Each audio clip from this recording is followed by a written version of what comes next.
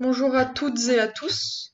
Aujourd'hui dans cette vidéo, nous allons résoudre la VM travers sec de Hack-the-Box. Donc tout d'abord, vous aurez besoin d'un compte. Il faudra au préalable réaliser un challenge. Et une fois ce challenge, je vous invite à récupérer le VPN associé à votre compte. Ce que je fais en premier, après avoir récupéré l'adresse IP de ma VM, je réalise un scan de découverte réseau. D'ordinaire, j'utilise Nmap, mais aujourd'hui, j'ai envie de le réaliser avec l'outil Sparta, qui est un outil développé en Python et qui simplifie les découvertes et les énumérations, que ce soit web ou autre. Donc pour cela, je vais vous afficher ma VM. Donc la première chose que je fais avant de lancer mon scan quand même, c'est de faire un petit ping histoire de voir si mon VPN est bien mis en place. Donc là, en l'occurrence, c'est le cas. Et ensuite, je lance Sparta avec la commande Sparta, comme le nom l'indique. Bon, là, j'ai un peu triché sur cette vidéo parce que du coup, je l'ai fait en amont, parce que Sparta met quand même un peu de temps pour faire la recherche des ports ouverts. Et puis en parallèle, les tests comme Nick2 sur le port 80. Donc là, a priori, en fait, on a le port HTTP ouvert.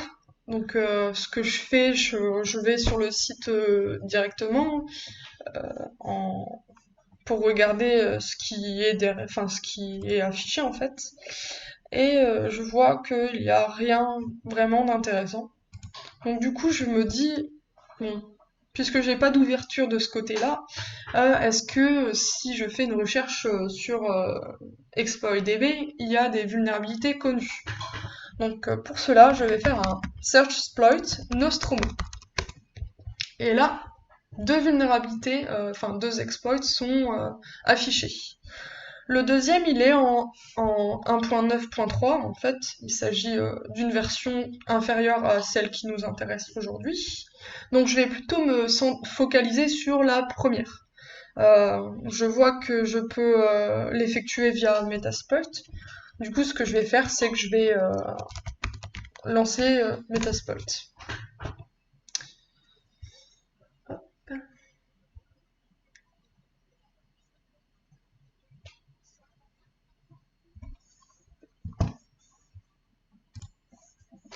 Une fois Metasploit bien lancé, je vais essayer de retrouver cet exploit, notamment avec la commande search Nostromo.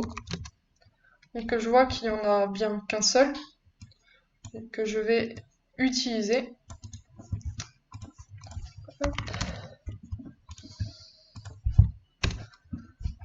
Je vais afficher les options afin de renseigner les paramètres de la VM par la suite.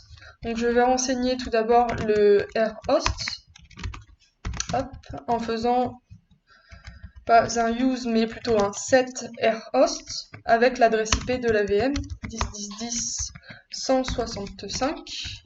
Donc c'est bon. Le serveur host également. Donc, je triche un peu. Le serveur host.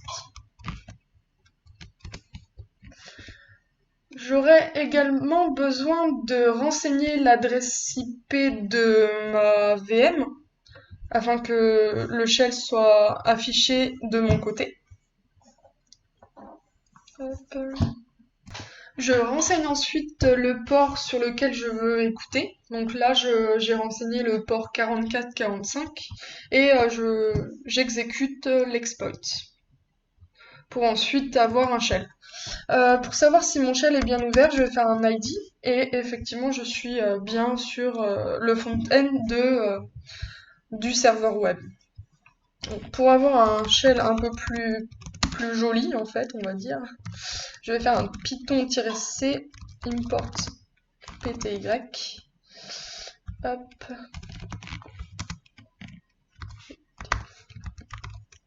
On spawn. Ce qui devrait normalement m'afficher un shell plus propre. Voilà.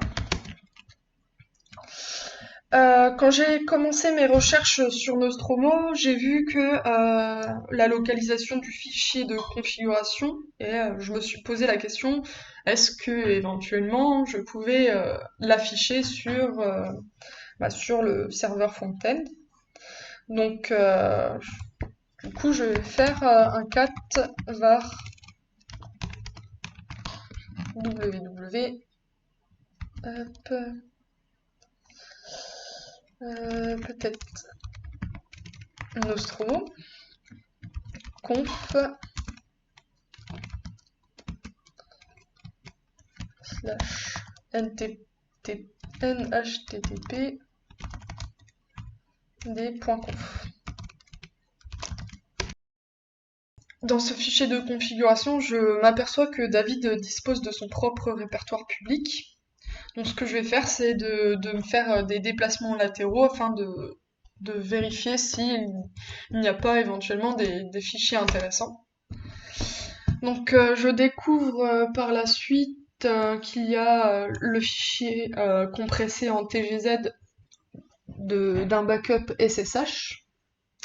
Donc ce que je vais ensuite faire, c'est de lancer une connexion avec l'outil NCAT du côté de ma VM afin d'exporter justement ce fichier tar. Donc je lance cette commande du côté de ma VM.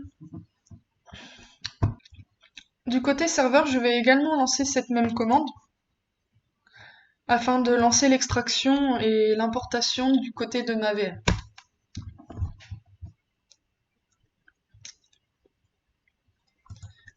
Je vais ensuite vérifier si j'ai bien récupéré ce dossier.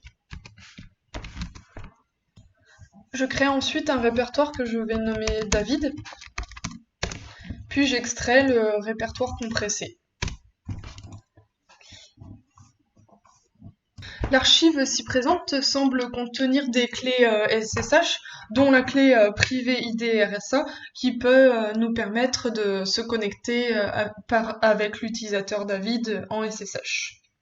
Donc pour cela, je vais quand même, avant de tenter de me connecter en SSH, je vais mettre les droits sur ce fichier, donc, qui est contenu .ssh id RSA. Ensuite, je vais faire un SSH-i, renseigner le chemin vers ma clé privée.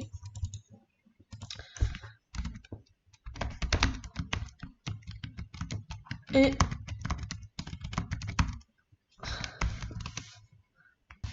malheureusement, la clé SSH est protégée par une passphrase.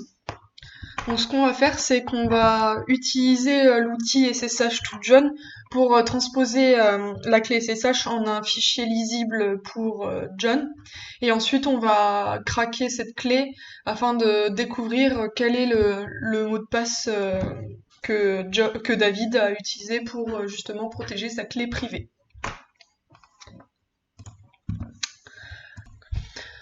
Donc j'exécute la commande, ensuite je vérifie que le fichier HTXT a son bon format, donc là c'est le cas, et je le donne à John afin qu'il puisse justement vérifier tous les candidats et trouver éventuellement le mot de passe. Donc ensuite j'effectue un John-show. Ici la passphrase de la clé privée SSH et le mot de passe Hunter. Donc je vais réeffectuer ma commande de tout à l'heure avec le SSH afin de justement me connecter en SSH. Bingo, je suis dessus.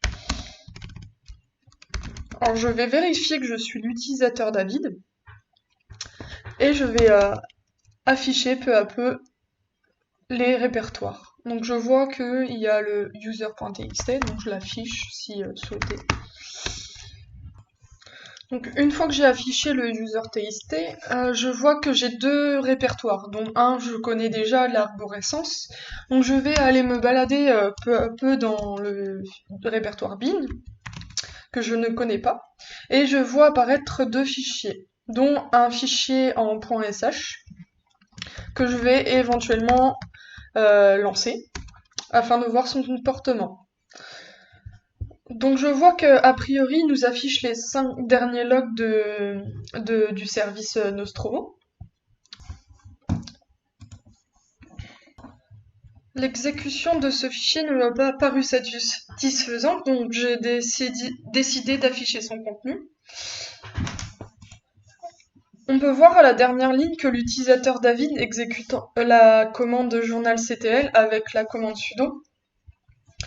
Cette commande étant la seule piste à ma portée de main, j'ai décidé de faire des recherches et de vérifier s'il n'était pas possible de l'utiliser pour faire une escalade de privilèges. Je suis tombée sur un site intéressant qui m'indique que la commande journalctl a le même comportement que la commande less et qu'il est possible de l'utiliser pour sortir d'un environnement restreint, justement en créant un shell system interactif. Du coup, je vais tester et je vais exécuter la même commande. Là, je vois que je suis encore dans cette commande, donc je vais voir s'il est possible de rajouter cette commande-là avant de sortir. Donc là, je vois que je suis sur un shell, donc je vais voir si j'ai bien réussi à faire l'élévation de privilèges. Et en effet, j'ai réussi. Et je peux maintenant afficher le mot de passe, enfin le hash de l'utilisateur. Hop. Pour ça, je vais essayer de me placer dans le home, ou plutôt faire une recherche du root.txt. Donc ça n'a pas marché.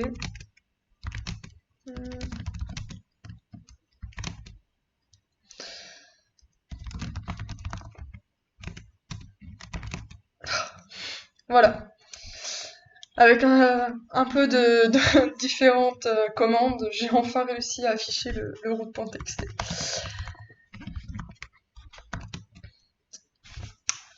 Donc voilà. C'est tout pour cette vidéo. Je vous remercie pour votre compréhension parce que c'est ma première vidéo en Hack the Box.